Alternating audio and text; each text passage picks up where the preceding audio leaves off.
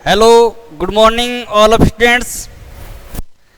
कल अपने राइस के बारे में चर्चा की थी कि राइस की जो जनरल इन्फॉर्मेशन है, मैंने आपको अवगत करवाई थी कि जनरल इन्फॉर्मेशन क्या क्या है, राइस को अंदर क्या क्या बातें इंपॉर्टेंट्स है जो आपके जनरल क्वेश्चन आते रहते हैं।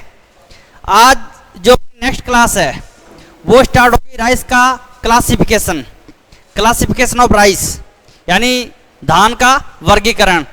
तो बिल्कुल आपको एज इट इज जो एग्जाम में क्वेश्चन आते हैं उस बेस से क्वेश्चन भी आपको समझाऊंगा, बताऊंगा कि किस प्रकार से क्वेश्चन आते हैं एग्जाम में, और आप लोग बोर्ड पे ध्यान दें ताकि आपको क्लासिफिकेशन है वो आपके समझ में आ जाए राइस का।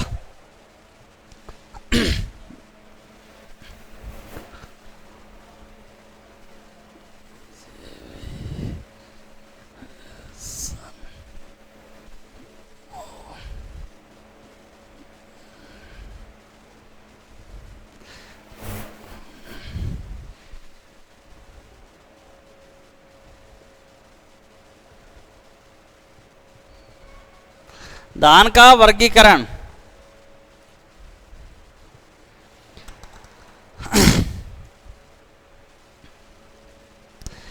बेटा, जो राइस का जो क्लासिफिकेशन है, वर्गीकरण है, इसके अंदर सबसे पहले अपन बात करते हैं कि जो अपने विश्व के अंदर जो राइस है, धान है, इसकी कितने वंश है। वंश बोले तो जाति कितनी है। इसकी टोटल पूरे विश्व के अंदर 24 प्रजातियां हैं। कितनी? 24 प्रजातियां हैं। पूरे विश्व की बात कर रहे हैं, वर्ल्ड की बात कर रहे हैं। उसमें से अपने भारत के अंदर पूरे विश्व के अंदर 24 प्रजाति है, जिसमें से पूरे विश्व के अंदर सिर्फ ओनली 2 प्रजाति की खेती की जाती है। सिर्फ ओनली 2 प्रजातियों की खेती की जाती है। 2 प्रजाति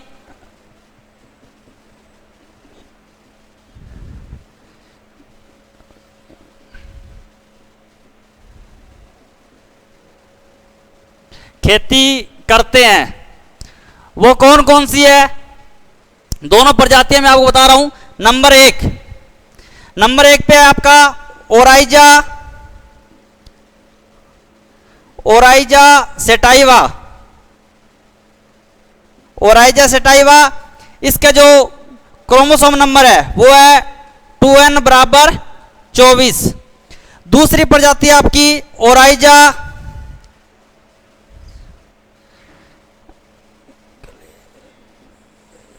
ग्लेबेरिमा। इसका भी क्रोमोसोम नंबर है 2n बराबर 24। ये जो प्रजाति है ओराइजा सेटाइवा, ये आपकी एशिया में उगाई जाती है। कहां पे? एशिया के अंदर। एशिया में इसकी कल्टीवेशन करते हैं। और ओराइजा ग्लेबेरिमा ये प्रजाति आपकी इसकी कल्टीवेशन करते हैं अफ्रीका के अंदर,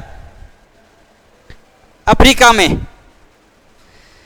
तो सबसे पहले अपन ओराइजा सेटाइवा की बात कर रहे हैं। जो ओराइजा सेटाइवा प्रजाति है, इसके बारे में डीपली अध्ययन कर रहे हैं कि ये कितने प्रकार की है और इसके अंदर किस किस की खेती करते हैं। तो मैं एक बार इसका स्क्रीनशॉट ले रफ कर रहा हूं।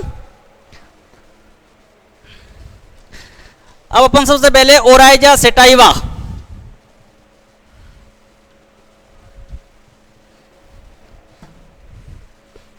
नंबर 1 पे आपका ओराइजा सेटाइवा 2n बराबर 24, इसके बारे में अध्ययन करते हैं। तो बेटा, ओराइजा जो सेटाइवा प्रजाति है, ये इसकी कृषिगत उप 3 प्रजातियां हैं। कितनी? 3 प्रजातियां हैं।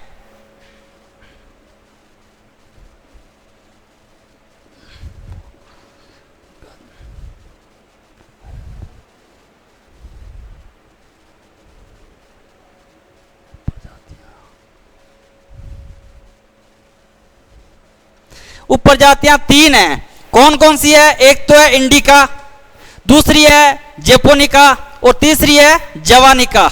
यानी इंडिका, जेपोनिका और जवानिका 3 ऊपर जाती हैं। तो सबसे पहले अपन बात करते हैं इंडिका की, नंबर 1 फर्स्ट। इसको फर्स्ट लिख रहा हूं मैं, इंडिका। इंडिका, इसका जो क्रोमोसोम नंबर है वो भी 2n बराबर 24 रहेगा, 2n बराबर 24। अब ये जो प्रजाति है आपकी इंडिका, सबसे पहली बात तो यह है कि यह प्रजाति भारत के अंदर उगाई जाती है। इस प्रजाति को भारत में उगाया जाता है, उगाया जाता है। दूसरी इसके अंदर बात यह है बेटा कि इंडिका जो प्रजाति है इसका तना लंबा होता है, इसका तना लंबा होता है, जिसके कारण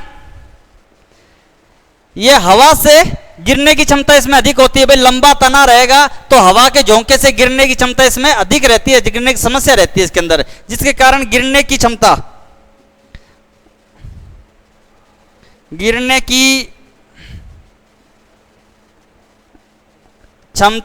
अधिक रहती है।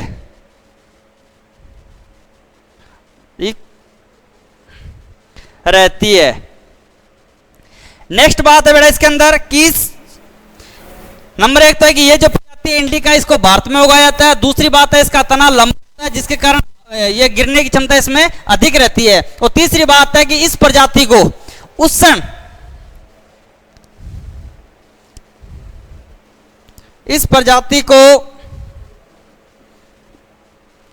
उष्ण क्षेत्र, उष्ण जलवायु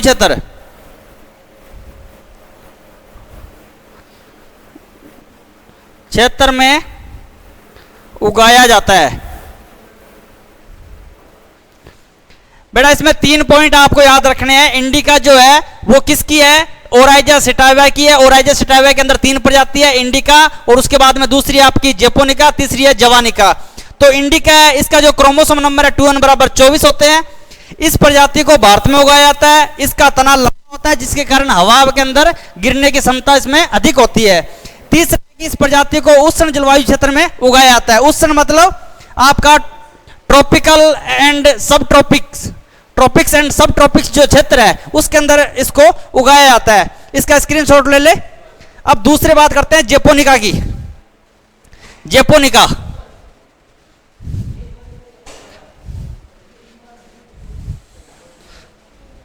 अब नंबर 2 बात कर रहे हैं अपन जेपोनिका की। ये 3 प्रजाति है। नंबर 2 है जेपोनिका। जेपोनिका, इसका भी क्रोमोसोम नंबर 2n बराबर 24 होता है।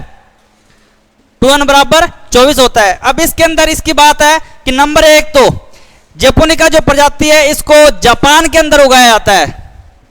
इस प्रजाति को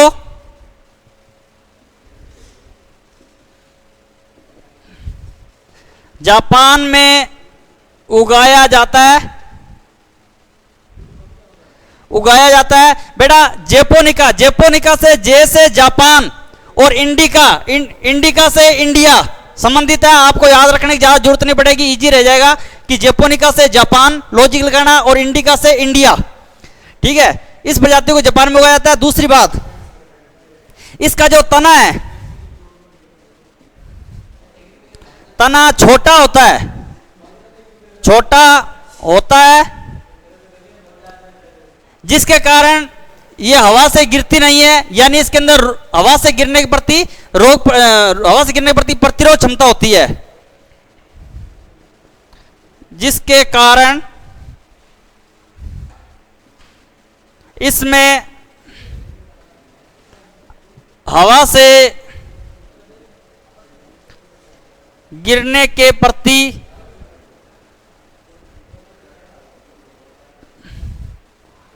प्रतिरोध क्षमता होती है, क्षमता होती है। और नंबर 3 बात है बेटा इसके अंदर कि इस जो जेपोनिका जो फसल है, प्रजाति है, इसको आप उष्ण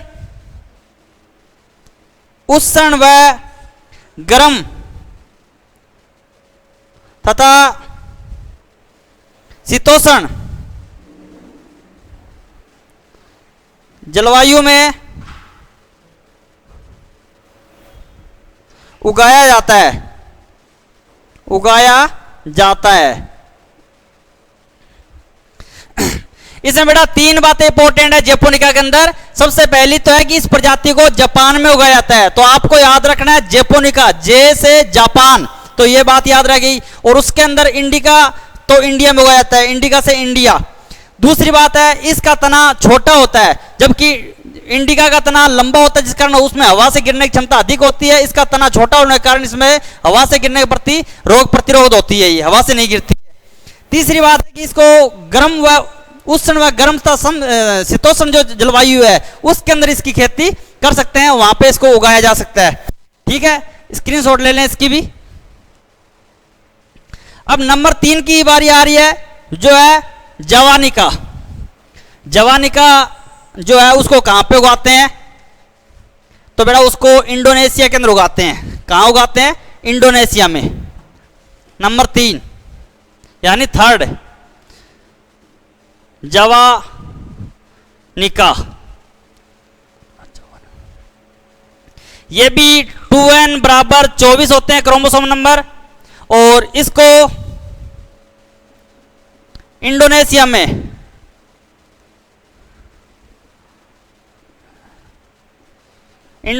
में उगाया जाता है। इंडोनेशिया के अंदर इसको उगाया जाता है। दूसरी बात, ये आपकी इंटरमीडिएट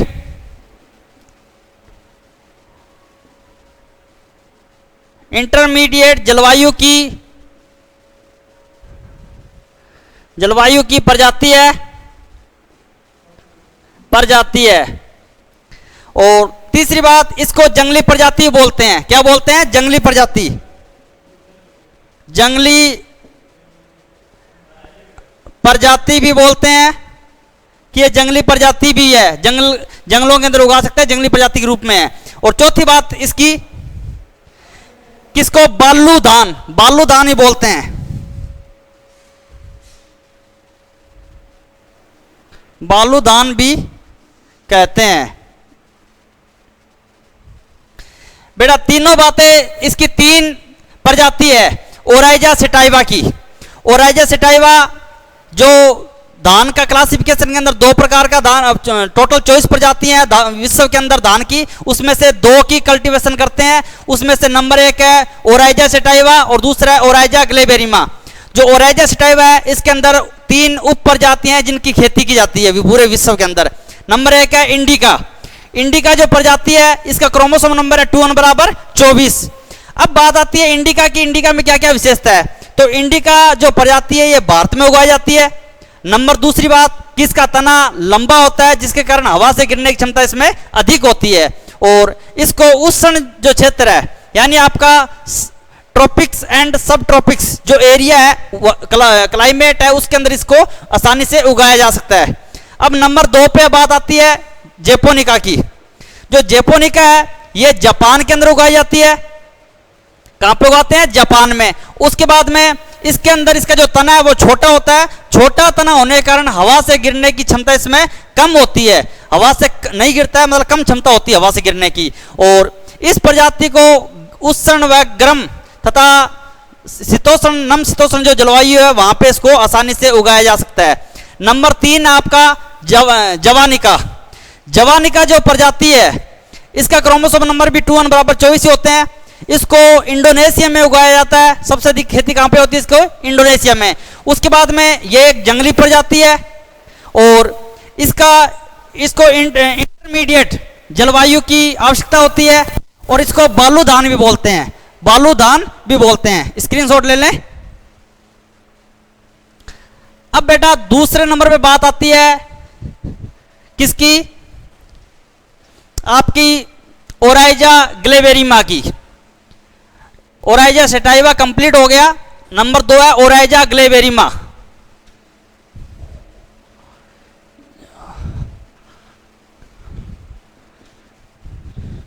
ओराइजा ग्लेबेरिमा। ओराइजा ग्लेबेरिमा जो प्रजाति है इसका क्रोमोसोम नंबर 2n बराबर 24 होता है और ये कहाँ उगाते हैं? अफ्रीका में। अफ्रीका में। तो मैंने आपको कल बताया था एक बात कि पूरे विश्व के अंदर सबसे अधिक धान की जो खेती है वो होती है आपके एशिया महाद्वीप में। एशिया महाद्वीप में होती है, कितनी होती है? 90% होती है। 90% जो खेती है धान की वो ओनली फॉर एशिया महाद्वीप के अंदर होती है। अब बाकी जितने भी महाद्वीप बच गए, कितने महाद्वीप बच गए? 6 महाद्वीप बच गए। उस 6 महाद्वीप के अंदर आपकी खेती होती है मात्र 10%। 10% में से जो अफ्रीका है वो भी एक महाद्वीप है, यानी इसके बाद में 5 महाद्वीप और बच रहे हैं। तो इसके अंदर इसकी खेती बिल्कुल नॉर्मल होती है, ना के बराबर होती है। तो इसके बारे में ज़्यादा कोई डिटेल में पढ़ने की आपको आवश्यकता नहीं है, क्यों आज तक इसमें कोई क्वेश्चन भी नहीं आया, ना इसके डिटेल के अंदर पढ़ने की आवश्यकता है, क्योंकि इसके अंदर खेती भी नहीं होती है। खेती कहाँ होती है? आपकी एशिया महाद्वीप में होती है। तो ओराइजा स्टाइवा आपने डिटेल में पढ़ लिया है, ठीक है बेटा। इसका तो आपको इतना याद रखना है कि ओराइजा ग्लेबेरिमा एक प्रजाति है, ठीक है, दूसरी, और इसका 2n बराबर 24 क्रोमोसोम नंबर है। अफ्रीका के अंदर इसकी कल्टीवेशन करते हैं। अब बात आती है कि इसकी आपको सोइल कैसी चाहिए?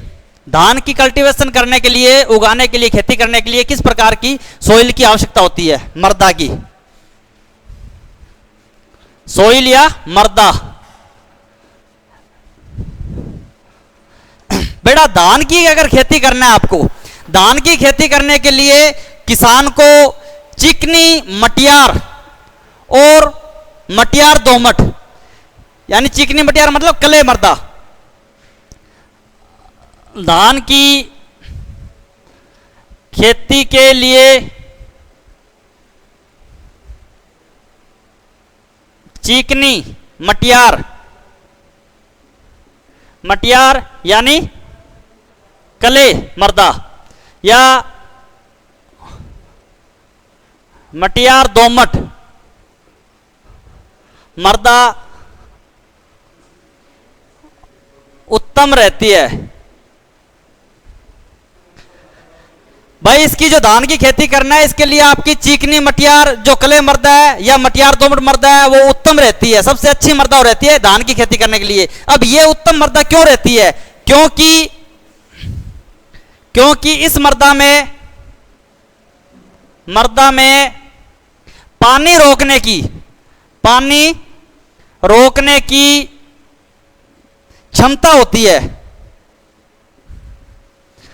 होती है। बेटा आपने देखा होगा धान की खेती, तो धान की जहां भी खेती करते हैं वहां पे खेत आपका पानी से भरा रहता है, जलमग्न रहता है। कम से कम खेत के अंदर 5 से 6 इंच आपकी क्या रहती है? पानी भरा रहता है खेत के अंदर, धान के खेत में। तो इसलिए इसको जो मिट्टी है, अगर आप वहां पे बालू मिट्टी का प्रयोग कर लोगे तो बालू मिट्टी में क्या है, जितना पानी डालेगी उतना पानी नीचे चला जाएगा, नीचे की परतों में चला जाएगा, लेकिन ऊपर की परत के अंदर नहीं रह पाएगा। इसलिए धान की खेती वहां पे सुटेबल नहीं होगी। इसकी खेती कहाँ सुटेबल होगी धान की? जहां पे चिकनी मटियार दोमट मिट्टी है, कले मिट्टी है, वहां पे इसकी खेती उत्तम मानी जाती है, क्योंकि वहां पे उसको पानी रोकने की क्षमता होती है।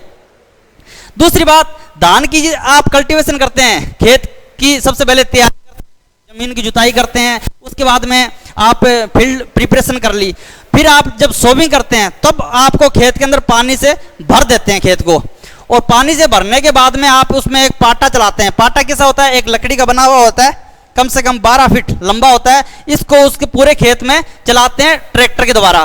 क्यों चलाते हैं? कि जमीन के अंदर कोई भी मिट्टी के ढेले है वो उससे टूट फूट जाए, मिट्टी मतलब प्लेन हो जाएगी। उसके बाद में इसकी रोपाई करते हैं, धान की रोपाई करके और लगाया जाता है। तो बात आती है रोपाई की, नर्सरी की। अब अपन को नर्सरी से संबंधित पढ़ना पड़ेगा कि नर्सरी कितनी तैयार करनी चाहिए। भाई क्वेश्चन आया है आईसीआर के एग्जाम में कि 1 हेक्टर धान की खेती करने के लिए कितनी नर्सरी की आवश्यकता होती है? नर्सरी मैनेजमेंट, नर्सरी एग्जाम में क्वेश्चन आया कि 1 हेक्टर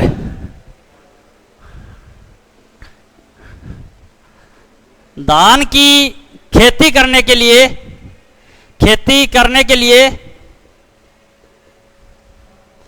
कितनी नर्सरी की आवश्यकता होती है। भाई 1 हेक्टर के अंदर अगर आपको धान की रोपाई करना है, खेती करना है, तो उसके लिए धान नर्सरी जो तैयार करनी है वो आपको 1000 मीटर स्क्वायर 1000 मीटर स्क्वायर क्षेत्रफल में नर्सरी तैयार करनी चाहिए।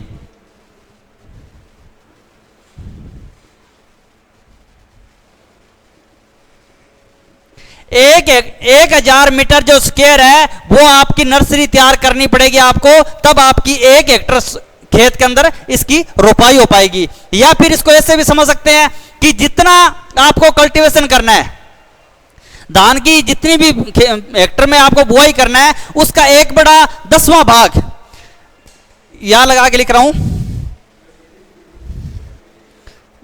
धान का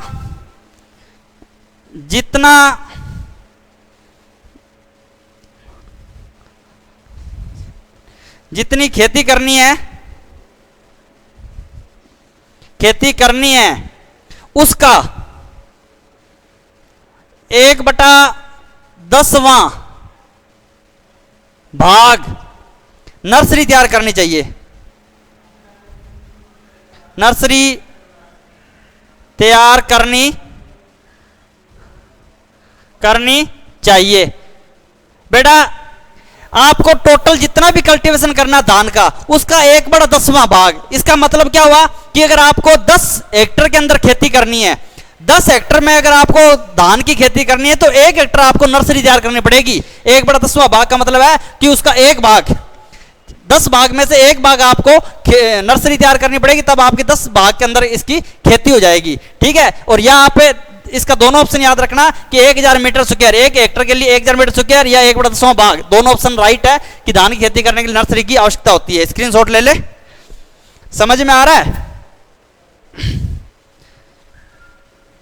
आप लोग जितना ज्यादा से ज्यादा कमेंट्स किया करो ताकि हम लोगों को पता चले कि आपको समझ में आ रहा है या नहीं आ रहा है, आपको कहां पे डाउट है या डाउटफुल है, तो हम आपको दोबारा भी समझाएंगे। अगर आपको कहीं दिक्कत आ रही है तो आप दोबारा उसको बताओ, रिप्ले करो, कोई दिक्कत नहीं है। आप छोटे बहन भाई के रूप में हो, तो आप जो भी आपको प्रॉब्लम है आप बिल्कुल शेयर करें, बिल्कुल कोई भी शंका शर्म इसमें नहीं है पढ़ने के लिए कि आपको कहीं भी दिक्कत आ रही है या आपको समझ में नहीं आया है, तो आप मेरे को दोबारा बोलोगे सर इस टॉपिक को दोबारा समझाइए, नर्सरी समझ में नहीं आई या आपको इसका क्लासिफिकेशन समझ में नहीं आया, तो मैं उसको दोबारा आपको समझाऊंगा, समझाने की कोशिश करूंगा ताकि आपको कंप्लीट समझ में आए। मेरा यहाँ पढ़ाने का मतलब यह है कि आपको हर एक बात समझ में आनी चाहिए। तो आप लोग कमेंट्स किया करो ज्यादा से ज्यादा, और चैनल को सब्सक्राइब, जो नए बच्चे जो इसको देखते हैं वो सब्सक्राइब करें, और जो पुराने हैं वो डेली इसको लाइक करते रहा करो ताकि हम लोगों को पता चले कि आप लोग कितना चैनल को लाइक कर रहे हैं। अब बात आती है कि जो धान की खेती है इसको उत्तरी भारत के अंदर 3 मौसमों में इसकी खेती करते हैं। उत्तरी भारत में धान की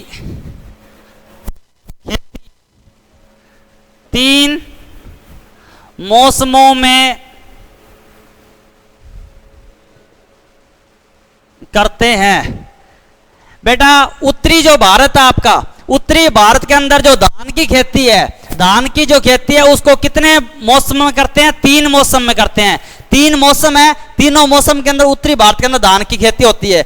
यह आपको बहुत ही अच्छे से समझना है। इसमें से एक क्वेश्चन 101% आता है, ज्यादातर इसमें से क्वेश्चन पूछते हैं, सारे के सारे टेक्निकल बातें हैं इसमें, तो आपको पता होना चाहिए कब खेती करते हैं, कब कटाई करते हैं, उस ऋतु क्या बोलते हैं, स्थानीय नाम क्या है। ठीक है, तो मैं इसको एक चार्ट के माध्यम से आपको समझा रहा हूं, चार्ट बनवा के, तो आप यहां पे ध्यान दें।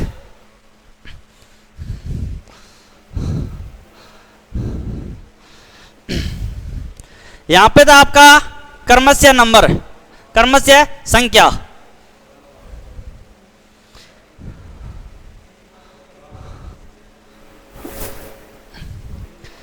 उसके बाद में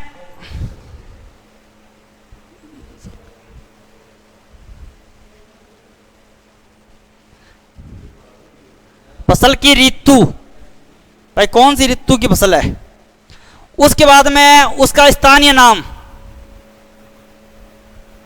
स्थानीय नाम, स्थानीय नाम किस नाम से उसको जाना जाता है। फिर है आपका बुआई का समय,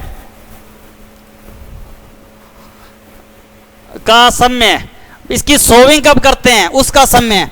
उसके बाद में इसकी कटाई का समय यानी हार्वेस्टिंग, कटाई का समय, कटाई कब करते हैं। आपको एक चार्ट बनाना है, चार्ट के अंदर यहाँ पे आपको सीरियल नंबर देना है। उसके बाद में फसल की ऋतु कि किस ऋतु के अंदर फसल की सोविंग करते हैं। स्थानीय नाम, उसका स्थानीय नाम क्या है, वहां पे जो नाम है किस नाम से जानते हैं। बुआई का समय कौन सा है और कटाई का समय कौन सा है। तो नंबर एक आपकी शरद ऋतु। जो शरद ऋतु है इसको स्थानीय नाम किस नाम से जानते हैं। इसको नाम से जानते हैं एस के नाम से। एस इंग्लिश में बोलते हैं AUS। इसकी जो खेती है वो आपके पश्चिम बंगाल और बिहार में करते हैं। पश्चिम बंगाल व बिहार, पश्चिम बंगाल और बिहार के अंदर इसकी खेती करते हैं।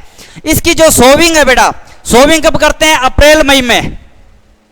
अप्रैल मई महीने में इसकी सोविंग कर देते हैं और इसकी कटाई कब कर देते हैं, सितंबर से अक्टूबर महीने में इसकी हार्वेस्टिंग कर देते हैं, कटाई कर देते हैं। अब नंबर दो आपकी शीत ऋतु। जो शीत ऋतु है इसको बोलते हैं खरीफ भी बोलते हैं, खरीफ की फसल भी है और इसको अमन बोलते हैं। अमन इंग्लिश में AMAN, अमन। इसकी खेती आपकी कहां पे होती है, उड़ीसा के अंदर होती है। उड़ीसा बेटा, कल उड़ीसा से संबंधित एक मैंने बात बताई थी आपको कि CRRI कहां पे स्थित है। CRRI का मतलब है सेंट्रल राइस रिसर्च इंस्टीट्यूट, केंद्रीय धान अनुसंधान संस्थान, आपकी कटक उड़ीसा के अंदर, जो मैंने कल आपको बताया था। जो ICR की तैयारी करें उन बच्चों के लिए ध्यान देने लायक है। उसके बाद में एक क्वेश्चन और भी था कि IRRI international rice research institute, international rice research institute कहां पे स्थित है, तो वो आपका मनीला फिलीपींस में। और एक क्वेश्चन और बताया था, director of rice research institute Hyderabad Andhra Pradesh के अंदर। याद है क्या, कमेंट्स में बताना याद हो तो। इसकी खेती बेटा कब करते हैं, इसकी खेती अप्रैल मई में करते हैं। इसके बाद में दूसरे नेक्स्ट महीना मई के बाद में जून जुलाई में। कब करते हैं, जून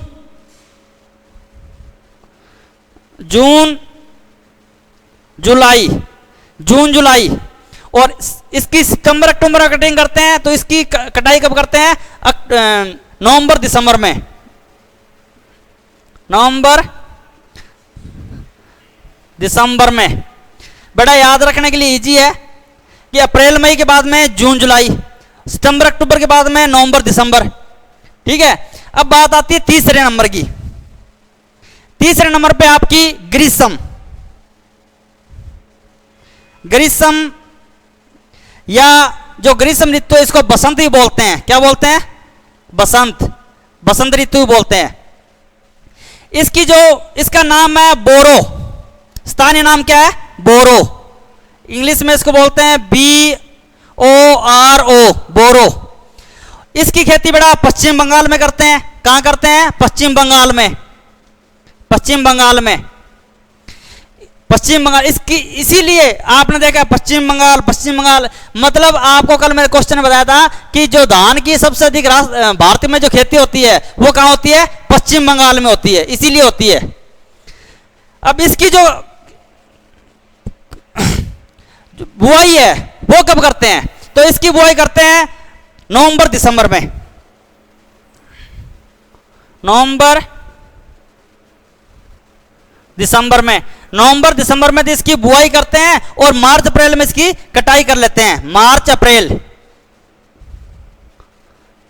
अप्रैल बेटा ये आपका एक चार्ट तैयार है। इसके अंदर मैंने लिखा है उत्तरी भारत में धान की खेती 3 मौसमों में करते हैं। जो आपका उत्तरी भारत है इसके अंदर धान की खेती कितने मौसम में करते हैं? 3 मौसम में।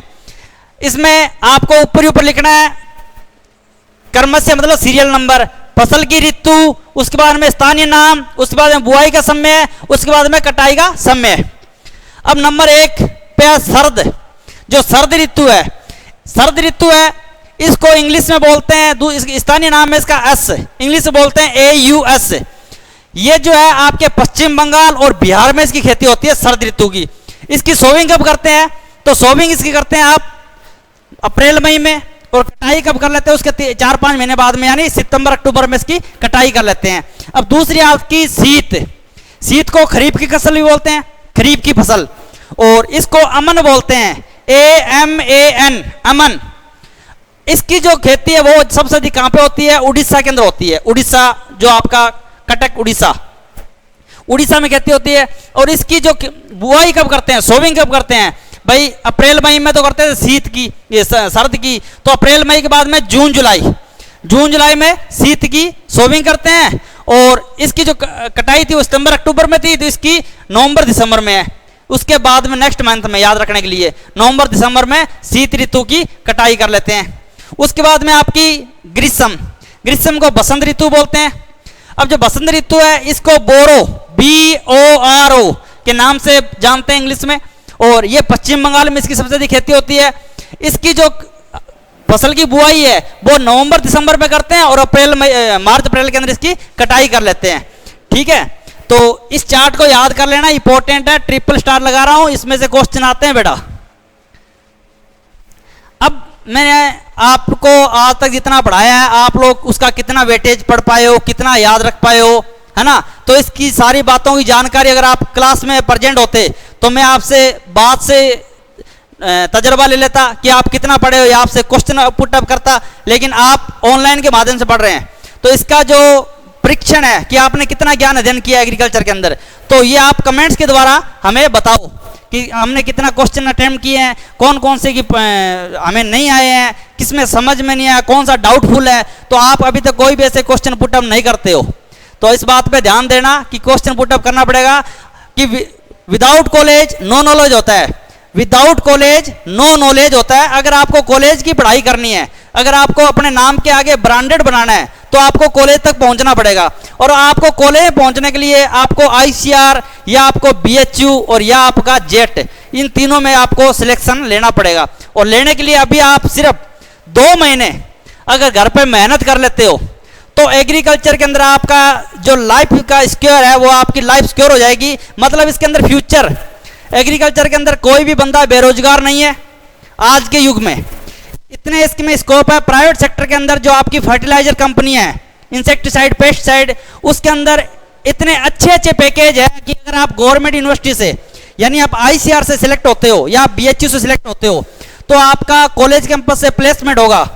और प्लेसमेंट कॉलेज कैंपस से होता है, इसका मतलब है कि जो कंपनी कॉलेज में आती है तो वो ब्रांडेड आती है, जो टॉप 10 रैंक पे चल रही है। जैसे टॉप 10 में बायर है, मोनसेंटो थी, मोनसेंटो को बायर ने खरीद लिया है। आज जो गेहूं खा रहे हैं ये किसकी देन है? मोनसेंटो की देन है। मोनसेंटो ने इसका जो सीड निकाला था गेहूं का, वो इसकी देन है मोनसेंटो की। नई टेक्नोलॉजी लेके आई थी मोनसेंटो सबसे पहले गेहूं के लिए।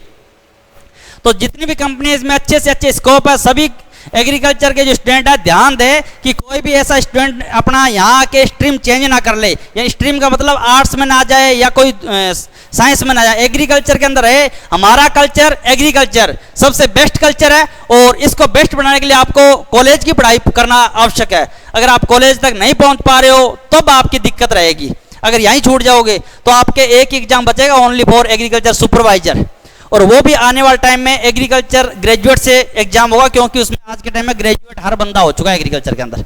तो आप लोगों से मेरा निवेदन है, रिक्वेस्ट है कि आप लोग इतनी अच्छी मेहनत कर लें, इतनी कड़ी परिश्रम कर लें कि आपने आज तक जो सपना सोचा है उसको साकार कर दें। इसलिए आप एग्रीकल्चर के अंदर बने रहें और अपने अच्छे कॉलेज को पाने के लिए मेहनत करके अच्छे मार्क्स लेके आएँ, ताकि आपका सिलेक्शन हो जाए। इसके लिए सभी को ऑल द बेस्ट। कल के लिए थैंक यू। जय हिंद, जय भारत।